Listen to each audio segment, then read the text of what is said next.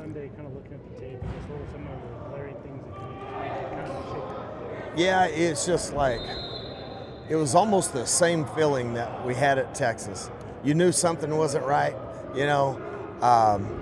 Man, missed assignments, some critical errors, you know. Obviously, man, I thought we had a great week of practice. I mean, that stuff doesn't show up in practice, and then when it shows up in a game, it's very frustrating, obviously.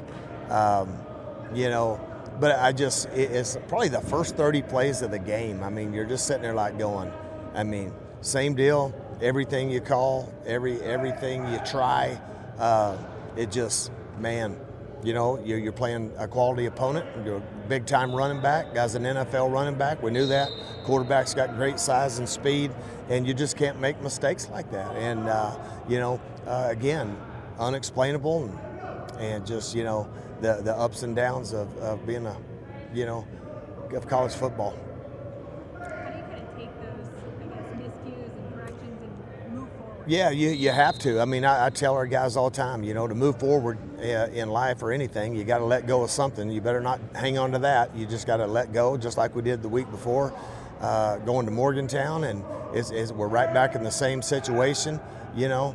And at some point, you know, where I've challenged our guys and everyone involved is that, man, at some point we have to start becoming consistent.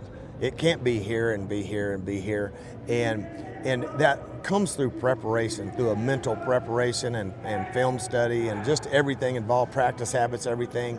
You know, that's what's crazy. I mean, I didn't notice a difference, man. Those things don't show up, you know, in practice all the time.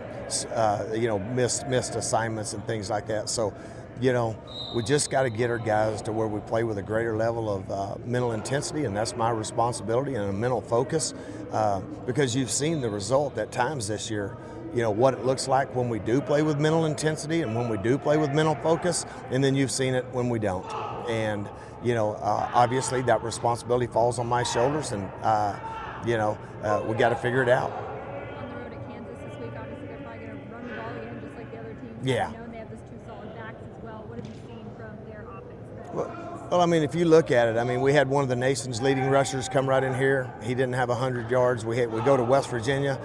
Letty Brown is a guy, you know, he had 50-something yards rushing. He's a quality back. We got to do the same thing. I mean, we just have to be sound. We have to execute. You can't play outside the framework of the system. And sometimes early in games when something happens, you know, the one big run was a missed tackle. And, you know, and it's like I've said all year long, when you create population to the ball carrier, you have fewer missed tackles. When you get a lot of one-on-one, especially with big-time running backs, Bijan Robinson, okay, Zach Evans, those things get exposed. So you got to create population to the ball carrier. That means people got to get off blocks.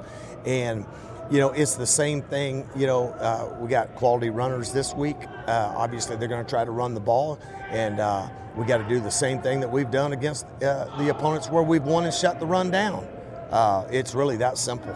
And, you know, we've challenged our guys to, you know, in a lot of different areas in that regard, and we'll see what happens on Saturday. Coach, was that focused tackles? And I'm not making excuses here, but when you have guys like Reggie Pearson and Muddy Waters out, how much do they help in the run defense? Well, you know me. I mean, at the end of the day, it's a college football. It's a tough sport, and injuries are part of the game. But it wasn't just we lost every middle safety we had. We lost Kosai Eldridge. We lost, well, like I said, Marquise, and we lose Reggie. So the only guys that had ever taken reps were those three people at middle safety. And when you lose all three of them, and now you move a guy who's really a nickel, you know, it's not ideal in trying to stop Zach Evans. And I bet, you know, we just got to, you know, we got to figure it out. I mean, it's a part of the game, and we just, you know, people go down and other people have to step up. And, you know, it was just unfortunate that you lose, I mean, every middle safety you got in one game. And then the other missing piece of that is now you got Fry, which hurts our depth at corner because we only had two corners going into last game. So now all of a sudden, what do you do with Fry? You know, you kick him back to safety, and you know, and then he gets injured. So there you go. Matt talked today about keeping the defense simplified. Yeah. What's your thoughts on that? Yeah, I mean, everybody always looks for a reason. When something doesn't go right, we weren't talking about simplifying running the same defense the first 4 wins. You know what I'm saying? All of a sudden you lose people. Now, there's probably a good point to that in the fact that you got so many new people playing different positions. Now you do have to probably simplify. It's a good point, but also you can't be C-spot run in college football. Just when they draw a beat on you, then all of a sudden, that's not a good thing either. So I mean, there's got to be a fine line there somewhere with how much is too much, what's not enough. But I do agree. You got to. When you have people playing out of position, new positions, you got to do something. I mean, to bring it down to where we can at least execute what we're trying to do. You mentioned the running backs. What are your thoughts on Bean as a runner and a thrower? Yeah, I mean, he's obviously has legit speed. I mean, he's probably faster than any quarterback we've seen to this point. He was 3rd in the state in the 100-meter, and he just watch on him film. I don't know if it's just because when you're tired and you're watching film, I mean, he looks really fast. I mean, you just want to go, good grief, man, this kid can run. But he does a nice job with it. And then they have a couple of backs that are just kind of grind it out with those guys right there. But at the end of the day, that's where it begins with a quarterback run game, and we got to be sound. We got to set edges on our defense and get people to run inside out, and then just again, it boils down to the effort part of it, to where you've got to create population to the ball carrier, where you don't just have one guy trying to tackle somebody with that kind of speed and ability. You got to get as many people as you can there, and that's really as simple as you can get it. Got time for about 2 more. Okay. And what did you take away from this weekend that you plan on implementing for the future? Well, I mean, just trying to figure out, okay, who's available and what can we do to build a defense. With the people on the field, you can't just cram people into a system, So I sit there and see who's available, and you sit there and you just, eventually try to correct everything that you saw on Saturday, and continue to focus on developing consistency. Is the biggest thing for me, is consistency. I mean, you look at that performance outside of probably 3 plays against West Virginia. It was about as clean a game as we've played maybe since I've been here, and then you come right back the next week and it's not so clean. And then, so we got to come back this week and play a clean game. And then we got to learn to do that week after week to take this thing to another level. New coaching staff at Kansas, kind of what have you seen from their defense this year as opposed to years past? I think that they're just, in terms of their scheme, really trying to allow their guys to play fast in terms of simplicity, doing things to get them coached up on their base schemes, and up front, they're doing a nice job, with their line games on 3rd down. Their linebackers, they do a pretty good job as far as filling on the run, and then in the secondary, they're allowing their guys to really play fast in terms of what they do scheme-wise. What do you think the key is for your team this week? Teams have gotten a quick start against you. Yeah. What's the key for your offense to do that? I think the key to the quick start for us is attention to detail in our execution. I think that's the lapses for us whenever things break down on a drive. It's attention to detail on an alignment, attention to detail in your assignment, in the technique. And so for us, that's what we've really honed in on this week is the attention to detail. And it starts with alignments of being split out too far or too wide, or on the ball or off the ball, and all those things that really kill a drive. And then we want our guys playing fast. And a lot of times playing fast is knowing what to do, not hesitating. And so that's what I think will allow us to try and have a fast start Saturday in Lawrence. Clearly, you guys want to get easy involved. What did TCU do to prevent that? It was more of a lack of us getting him targets more than anything what they did, really. Do you try to feed somebody early to get him going? Because he hasn't really had good games against Kansas in his career to this point either. So is that something you want to do early on, just like the whole fast start thing? No doubt, yeah. Part of getting us a fast start is getting the ball to our playmakers. That's him, that's KG, that's Sir Roderick, our tight ends and H's. Those are the main guys, and you got to get them going early, and that really gets them into the flow of game, and so it's important that we do that. How do you think Henry has progressed in your I've been really pleased with how Henry's competed, with the poise and the confidence that he's played with. Wasn't rattled on the pick 6, came back out, really had the drive before the halftime. Is one that I could really point to in terms of the execution of a progression. Wasn't good at all, and he knew that right at halftime, told me, and so just staying on him about that. But I've been pleased with how he's been and how he's executed, the poise, the confidence, you know, the accuracy that he's shown in the pocket as well. Asked Matt this during the press conference earlier today, and I mean, you had a running quarterback the last couple of years at TCU. It seems like Henry's not running as much as he did last year. Not that he has the speed of Max Duggan, but Right. is that just something you guys don't see, or you're not wanting to do with him in particular?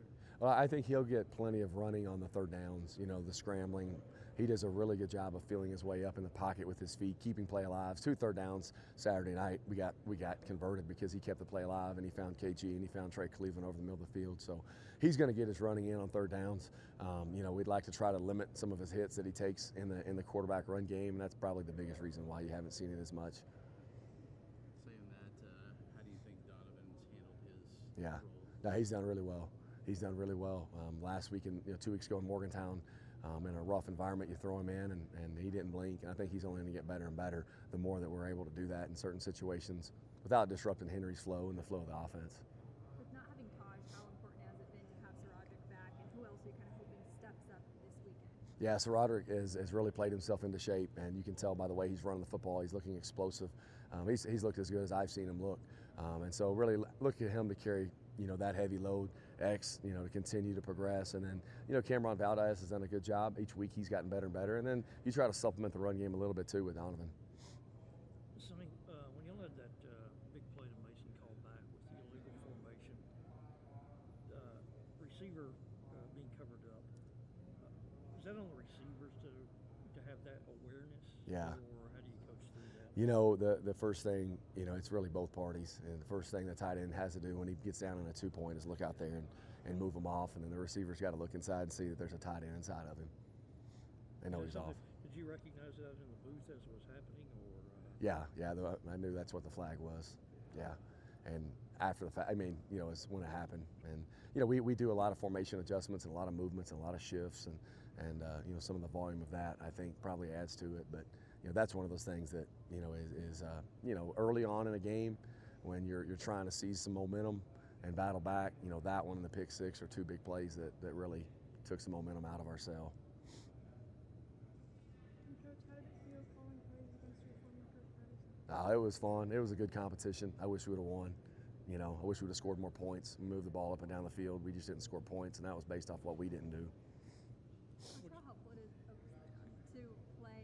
Obviously, you guys have been kind of playing while you're in a hole. Your offense is, you know, trying to. You obviously can't get it all back in one play, but how, I guess, nice would it be to play with kind of like a lead and let them have that freedom? Right, that would be great, you know, to play from ahead. And I think our team plays off of each other. I think the defense, special teams, we all feed off one another. And to be able to create momentum for our team early in the game on offense, I think is important, especially on the road where you have to go and take a game. You have to create your own energy. And so I think that's really important, you know, as far as how we start fast. And, you know, and I think Coach Wells has done a nice job of talking about not being so, you know, we have to start fast but maintain it. I mean, you saw Stephen F. Austin, we started about as fast as you could, and then we had a dud for the rest of pretty much the game. And so we've got to be able to maintain execution and when we start fast and continue to build through that throughout the game. Got time for about 2 more. The play of the offensive tackles after TJ went down. If I remember correctly, y'all gave up a sack right after that. Correct. Yeah. Switched Ethan and Caleb. Right? Yeah, we moved Caleb out to left, Ethan to right. Yeah, and then the situation that you put the left tackle in, it's a pass situation, you know, and so it's a situation where you're throwing the ball and they know it and they're teeing off. So difficult situation for a young left tackle to be in.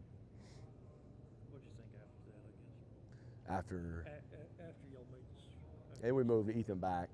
We moved Ethan back to left tackle, and I thought Ethan competed and played well. You know, we've got to be better all the way around. You know, we've got to be more accurate with the football. You know, we've got to make explosive plays in the run game, which I think Roderick's on the verge of doing that, and that'll help the offensive line. That'll help the receivers, and it'll help everybody. You know.